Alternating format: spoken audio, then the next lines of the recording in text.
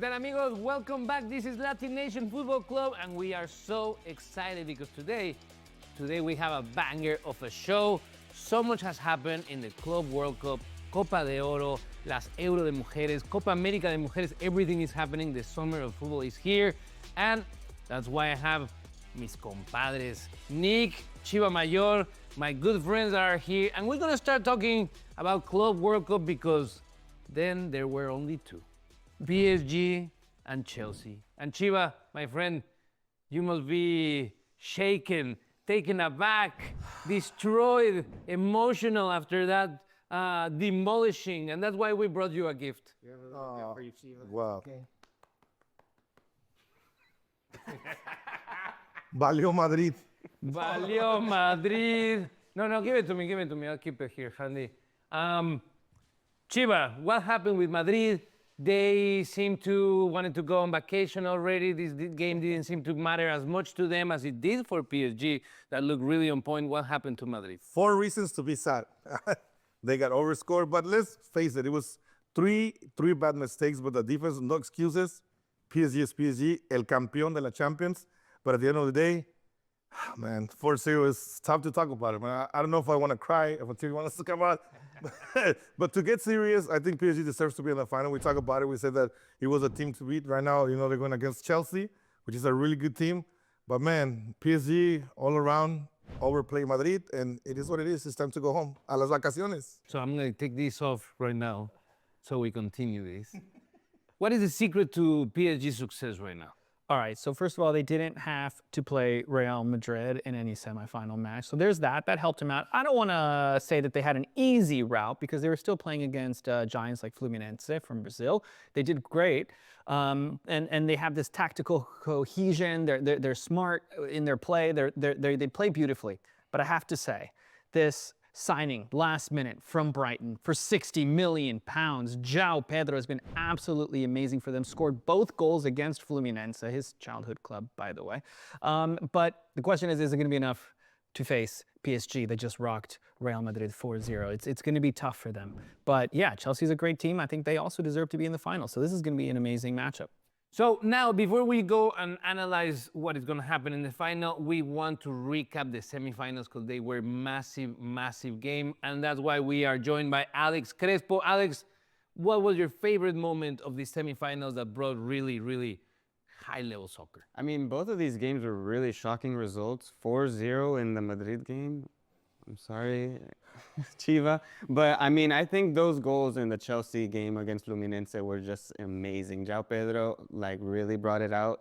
And they were a banger of goals. I mean, it was just these goals you did not want to miss. And I think that we really got some goals of the tournament with these. It could be said that the Europeans still have a domination over the global landscape. But also, if you are really looking at it, that was not the case. That was a lot of moments with the Latin American teams. They play at a really high level. But is the gap closing and there was just lack of luck in some of these results? Or Europe is still is ways out from the level that we have in Latin America? One thing that I want to point out, and for everyone not to forget, is that most of the key players for the European teams is the American players, South America and North American. And that's why you see they have the success that they have. It is a little bit closer. I do believe that especially teams from South America have always been very competitive against the European teams. Nowadays, it's very tough to compete with a team like PSG and Chelsea because they got more money and better players. But at the end of the day, I think that overall in the tournament, we saw the Latin American teams definitely, making us proud.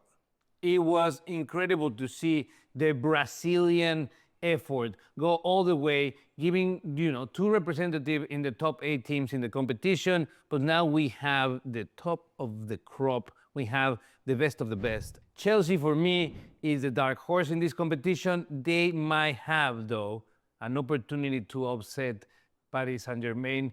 Now, Nik, do you think that the changes that Paris Saint-Germain is going to have to do on the roster will give an opening for Chelsea to maybe give us one of the biggest upsets that we can expect? It's definitely a possibility. I mean, anything can happen, especially as I said before with Chelsea's like last minute signing from Brighton, Mr. Pedro himself, who's been absolutely amazing for them. So we're going to have to see how he plugs into the team against PSG. But PSG, I think no matter how you dice it up, are going to be absolutely brilliant. They were absolutely brilliant in all of their matches in this tournament. They were absolutely brilliant in the Champions League back home in Europe. So we're going to have to see. And just on that last point that we were talking about too, let's not forget also Al Hilal. Saudi teams have also shown out in this tournament and are also showing that that gap is closing not only between amazing clubs in North and South America and Europe, but also in Asia as well. One thing is clear to me, Chiva, and you guys tell me your opinion. You need to pay to play. Like in every level, like if it was US youth soccer system, you still have to pay to play. Only the teams with the biggest budgets are in these stages, and maybe some very willful Brazilians that they're no joke in their own, scale in their tournament. They are also some of the richest teams in their tournament. So how do we make it so that some of these other teams get a couple of players that make a difference? There's no fairness in football. That's all I gotta say, man. Unfortunately, the ones with the more power are the ones that are gonna get the best players, and I don't see how we can make that better. It's always been like that in football. Now let's just hope that, especially with Brazil right now they're putting a lot of money, bringing in some really good players to their league. But I mean, it's at the end of the day, Europe is where everybody wants to go. Yeah, but even here in the MLS, look, it's all about money. And I'm going to say this because I'm the sour LA Galaxy fan. LA Galaxy won the league last year, did not qualify for this. Instead, they went with the Supporters Shield. Why? Because they love the Supporters Shield? No, because Messi and Inter Milan won the Supporters Shield. And if you're talking about dollars and what makes sense, well, it probably makes more sense to have a really hot Inter Miami in the tournament with Messi and gang instead of LA Galaxy. And so money comes from the players come from the money, and it's this cycle of, well. If the MLS didn't have good representatives, imagine if Galaxy had gone to the World Cup, bro. Like, that would have been a little tough. So, in this case, and I'm the first one to say that Miami shouldn't have gone, but in that scenario, I think we did right. But we won the league last year. You guys did win, and that's how doing fair, and that's, just like the case of like that. Which team? Auckland, the team that with Boca Juniors. So I guess it's only natural for Alex to take on the conversation from now on. I mean, I think it is also not always about the money. I think that some players go with what's right in their heart, and that's like going to their childhood team or a team that means a lot to them. I mean, you see, I feel like Barcelona, for example, has had a lot of financial issues in the past, but there's a lot of players that still go to this team, not just because of the check, but because of what the team means. I feel the same thing for Boca, where it's like Leandro Paredes is going back there because it's his home team. And we're starting to see that a lot with the older players, but hopefully we can see it also with the younger players. But then again, money is a big thing in football, so. Nothing new. And money in this tournament is moving the needle because these teams are fighting for a total award of $140 million total for the team that takes this home, adding the group stage, the goal bonuses, and each stage from there on. Now, prediction time, my friends. Who is taking this game? This is going to be a tough prediction. Alex Crespo, what is your score? I'm not going to lie. I think it's going to be 4-2 Paris. Man, for me, high pressure, taking the ball away from Chelsea, we saw it today, 458 passes versus 128 from Madrid at one part of the game. PSG is going to outrun Chelsea. I think that's definitely a possibility, but I'm going to be the interrupter here. I'm going to say 2-1 for Chelsea. They're going to outsmart PSG. They're going to stun them. They're going to surprise them. I have been with Paris Saint-Germain since the beginning of the tournament, and I believe they will win the trophy. The score will be 3-2 because Joao Pedro will score as well. But we have to go on a break. When we come back, we have Copa de Oro and everything that is happening this summer in the women's world. Yo soy Marcelino Ortiz, and we'll be right back.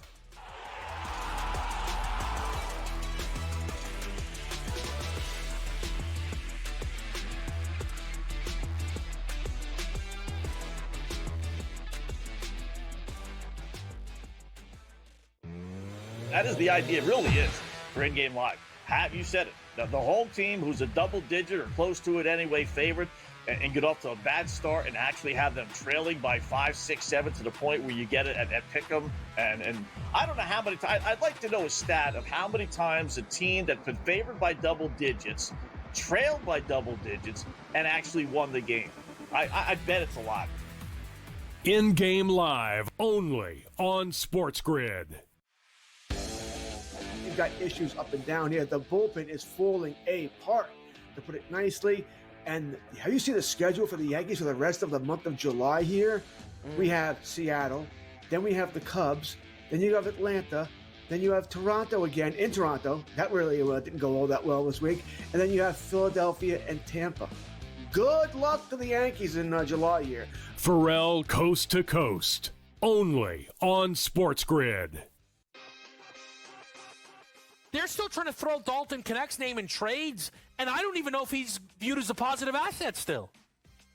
And that's a crazy thing. Dalton Knecht, if you look at FanDuel, Dalton Knecht 20-plus points at plus 120. He's giving you no indication that he's that right there. I mean, Kevin, I would be more likely if we knew we were going to get the minutes. Bronny James, 10-plus points at plus 118. Game time decisions, only on SportsGrid.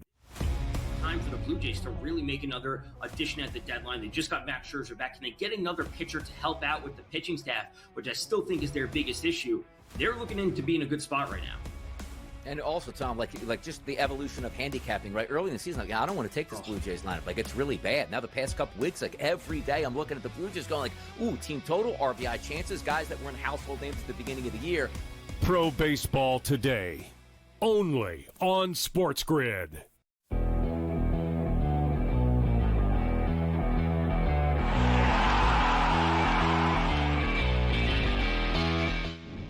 Down Eagles, we are back here in LatiNation Football Club, and it is time to talk about Copa de Oro, the most important tournament in CONCACAF when it comes to national teams. And that's why we have here Chiva Mayor, Camila Ortiz, and Nik Z.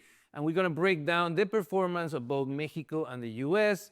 and what it means looking forward to the World Cup, because this was the official last game that they're going to play. Now it's only friendlies. Let's start with Chiva. You leave this game very closely, very passionately. What is your grade for the Mexican team? I mean, Mexico showed character. Finally, I think with Javier Aguirre, is something that they finally got back. It was a 1-0 game. It was a 2-1 game. It was very close, but at the end of the day, Mexico dominated the U.S. national team. A lot of people are saying that it's a B team of the U.S., but it's a win is a win, and they got another Gold Cup. Nick, this was a very important game for Pochettino. He had very little room to experiment. He has a limited roster. What is your grade for the U.S. team? I would give them a B-. Two things can be true at the same time, I think, with this U.S. men's national team. This tournament was two things. It was a learning experience, and it was also a reality check at the same time. Reality check, we're not yet on the level of the great CONCACAF champions of Mexico. That midfield, that defense, they weren't creative enough to break through and level the score and then go on to win it. It was also a lot of easing of pressure on Pochettino. They did well. They did great.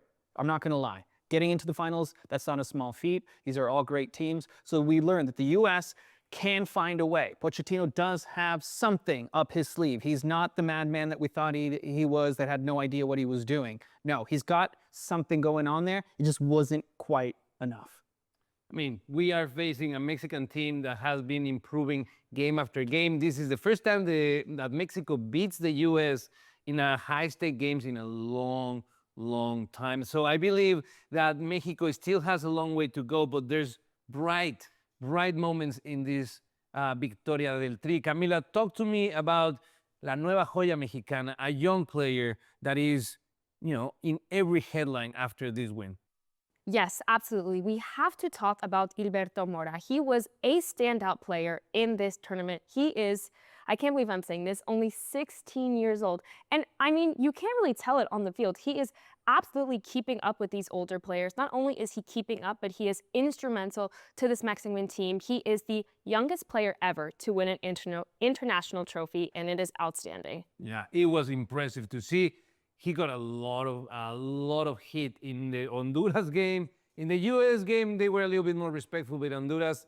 Bautizo de fuego para el chamaco Mora. Now, Nick, what are the players? I mean, Diego Luna, yes, we're going to talk about him. But besides Diego Luna, what other players excite you from this team that we saw a lot of alternate talent that might be fighting for a spot in the top 11 once these big names come back to the team? When we say big names, you're talking about one guy in particular. Pulisic, we have McKinney, we have several, Gio Reyna. There's a bunch of players that were not in the roster. Exactly. But from the ones that you saw play, which ones do you see dressing up in 12 months? Yeah.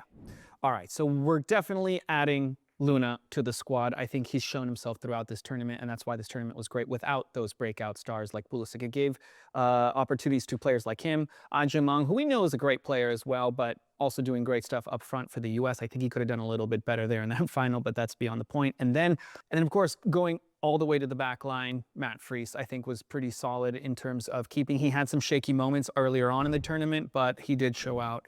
And I think he's going to also be maybe the backup, maybe the starter come the World Cup. We'll have to see how things go. And it begs the question, are MLS and Liga MX competitive enough to grant these players a spot on the starting 11 in the next World Cup? Definitely. I think there's some positions that we already know that the people in Europe, that's their position, especially the defense, midfield, and Raul Jimenez at top with Santi Jimenez. Now, on the outside, old Mexican talent from La Gloriosa Liga MX, for sure. I think 60% of our starting lineup in our first game in the World Cup is going to be players from Liga MX. Liga MX, the thing is that people don't know how tough it is. It's a league that requires well-prepared players. Nick, what about MLS? We've seen in the Pochettino squad that he relied on a lot of MLS players, and they still have a lot of tournament ahead of them. Is that an edge for them? Yeah, I think, and we talked about this last week, I think that it does wonders for developing the game here, sort of getting people to rally around the national team. It builds up that national pride. Now, is it as competitive enough to get the squad ready for come a World Cup where we're going to be facing, I don't know, who knows what we're going to draw with, a Portugal, a Germany, a Brazil, an Argentina, you name it? The answer is not at all. I don't think so. But I will say this, you have other players, key players who are playing in Europe who didn't participate in this tournament, whatever their reasons are, we're not going to get into that, that's not important, but how they're going to plug into the squad and aid them and lead them is going to be very important. MLS isn't there, but we're showing that we're getting there, and I think it's still, whether you think MLS is competitive enough or not, I think that it's great that Pochettino is using homegrown players in the homegrown league. A big blow to the MLS aspirations as a world-class league. It will be for Lionel Messi to decide to prepare for the World Cup somewhere else. Rumor is out there that he's looking for a team with more competition. Now, Camila, what is the problem with the U.S. and Mexico not having official games? They will be playing some high-profile game like the Mexico versus Japan happening in September. But what happens to a team where their players are not necessarily invested in these friendlies and they might have to do long travels for games that might not give you anything as a coach? I mean, I think the risk is monumental. Just having these such long stretches without, being with your team, being able to get that rhythm going, it's going to have a very negative effect on this team. I think if they don't show up to these small amount of games that they do have and perform to their 100%, that's a risk to lose their place in the World Cup, which is coming soon. And lack of these games and lack of practice, lack of being as a unit together it's risky. That's what I think. The lack of concentration, because some of these teams will be playing the CONCACAF elimination, and that tournament is tough. It requires, just going to play in Central America is no joke. And 12 months of not having that build-up, it will be very, very difficult for both Mexico and the U.S. They will have to navigate that. There's some high-profile games in the horizon, but I don't think enough to prepare as host. Now, we have to go on another break, but when we come back, we're going to talk about what is happening this summer in the women's game. That's right. Euros and Copa America are happening right now, and Camila Ortiz has all the information when we come back from this break.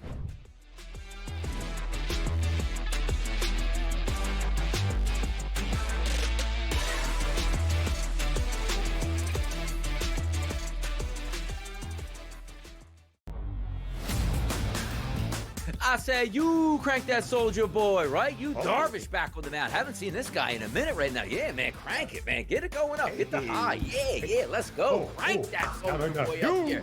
Yeah. I mean, come on, man. That was big back then. Where were you? Senior high school? Or maybe even in grade school? Dude. Bar mitzvah slate. In the bar mitzvah slate each and every weekend. The young Benny Steve was out there hitting it. The Early Line, only on SportsGrid. Tony Gwynn had 107 career at-bats against Greg Maddux. Never struck out once. That's nuts. In 107 times. 107.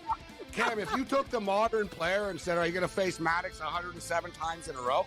Like Vlad Guerrero Jr. and these guys, they'd strike out like 62 times type thing. Exactly. They'd be like 80 times. They'd be like whiffing. Sports Rage tonight, only on SportsGrid. Scrounge out a couple of quarters from under the couch to go trade for somebody who actually makes some money. I don't think that he would actually do that. That's not in Hal's style the last couple of years, especially in season. I saw they signed that Heimer Candelario, who the Reds released. That's more their style, going the discount aisle as opposed to trading for someone who's actually having a huge year like Suarez. Pharrell Coast to Coast, only on SportsGrid. I would be looking to get him in dynasty or keeper leagues. If I'm out of a league and I'm looking to rebuild for the next years ahead, that's where I'm looking. Yuri Perez is a special young pitcher that we're going to be talking about in that Paul Skeens, in that Tariq Skubal, in that grouping of guys. I think he can be that good. He's only 22 years old. It's the boy. So you're getting a situation here where Yuri Perez eventually is going to grow into that man of a pitcher. Fantasy Sports Today, only on SportsGrid.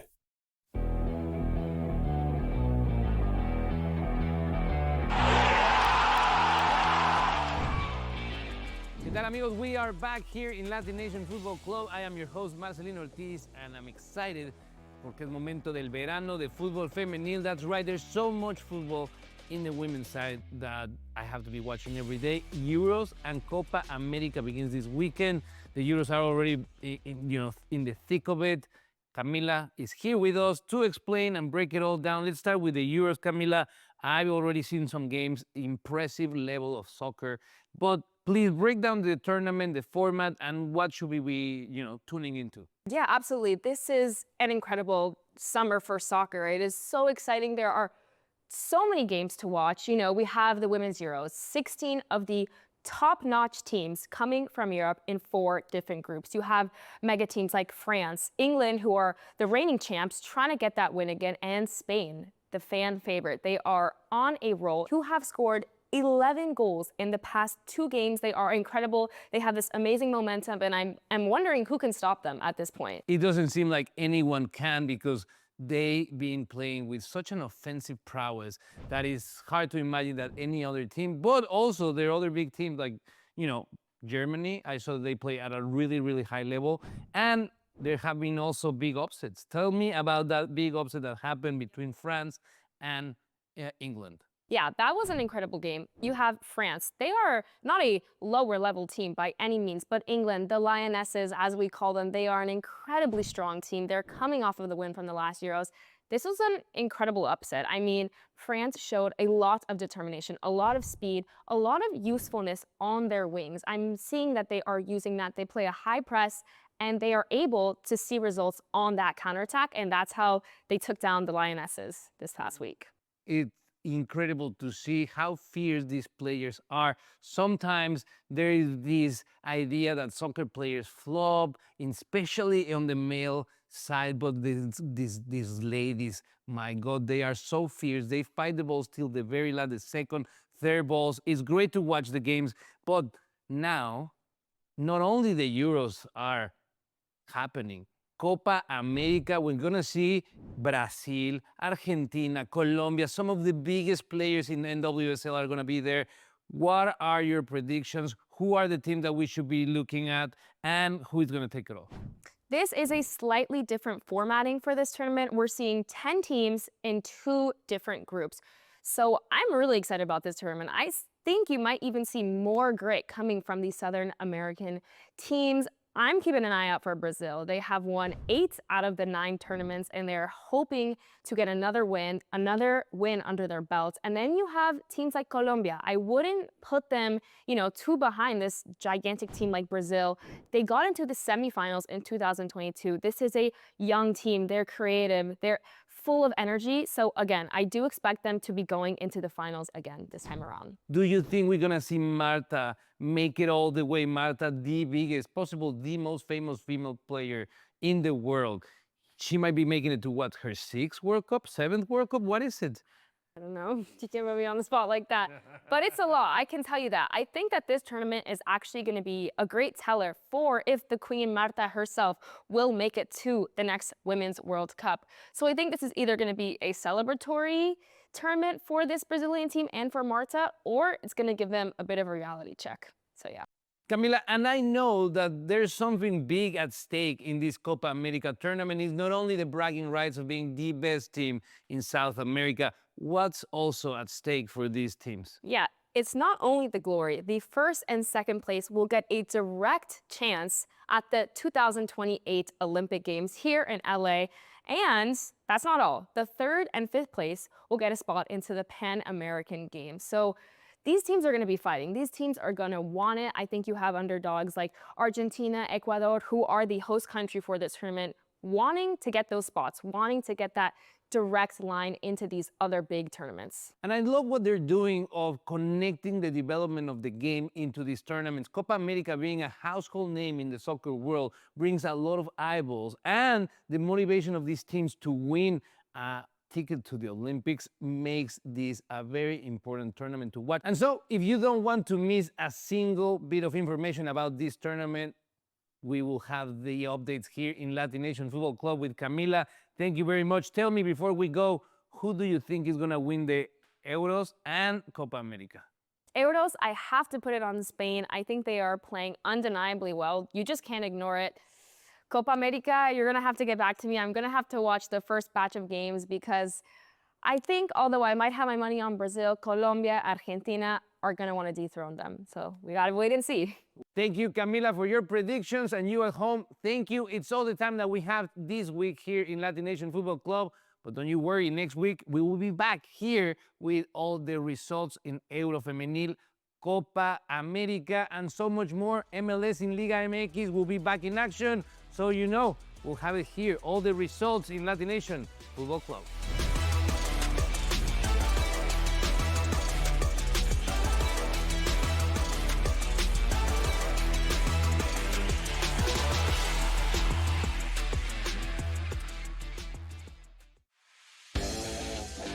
Cooper flag against Bronny James feels like Mike DeCourcy against Mike Tyson. I'm sorry. I mean, let's be real about this. We're talking about a generational prospect in Cooper Flag, and LeBron's kid who averaged 5.5 points in his 1 year of Division I basketball. I'm not saying LeBron is a poor player, but I don't see him as an equal attraction or an equal. Pharrell Coast to Coast, only on SportsGrid. Things you have to look at is what the team has the following day, especially when it comes to bullpen usage. You know, a lot of the things I like to attack is you see these extra inning games, these games get drawn out, these bullpens get worn, or if someone gets shelled the first 3 innings and they got to go to the pen, early, that's a good spot to kind of hop in the middle of the next game. You got a tired bullpen, right? You try and take advantage there, maybe with an over, maybe with the money line. You're getting plus money on a favorite at that point. In-game live, only on SportsGrid. Piece of an interesting couple of weeks in California. If you recall, just I think it was 2 weeks ago, language was inserted into a bill that would outlaw or ban sweepstakes casinos and sports betting, which of course we've seen lots of that happen this year. So California is an interesting market because, as you've said, there is no legal online casino. There is no legal online sports betting. Newswire, only on SportsGrid. Like Montreal, has a new coach. Like I might be the new coach of Montreal in 2 weeks. Like they have a new coach all the time, and they always have, oh yeah, we're playing a new system. They're like, they have a bunch of 20-year-old players and kids on the pitch. Anyone that's good, they sell and they trade for money all the time. Like it's a real disaster. But they hit a new low tonight, getting eliminated by the Forge Sports Rage tonight, only on SportsGrid.